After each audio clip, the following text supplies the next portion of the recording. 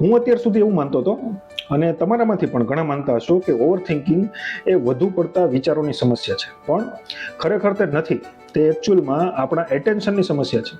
આપણું મન એક સ્પોટલાઇટ જેવું છે. આપણે તેને જ્યાં પણ ફોકસ કરીએ ત્યાં રિયાલિટીનો વિકાસ થાય છે. માર્કસ ઓરેલિયસથી લઈને બુદ્ધ સુધીના બધા જ ફિલોસોફરે આ વાત અલગ અલગ શબ્દોમાં કહી છે. તમે દુઃખી છો કારણ કે જીવન મુશ્કેલ છે એના માટે નહીં, પરંતુ તમે ખોટી વસ્તુઓ તરફ વધારે સમય સુધી ફોકસ કરો છો, અને જેનાથી એ વસ્તુઓ વધુ રિયલ લાગે છે.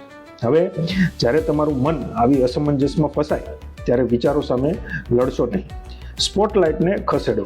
તમારી આસપાસની કોઈ વસ્તુને ટચ કરો, કોઈ અવાજ પર ધ્યાન આપો, યા તો એક ઊંડો શ્વાસ લો. ધ્યાનમાં આવેલો એક નાનો ફેરફાર પણ ઓવર થિંકિંગની સાયકલને તોડી નાખે છે. આ ફેરફાર કોઈ જાદુ નથી.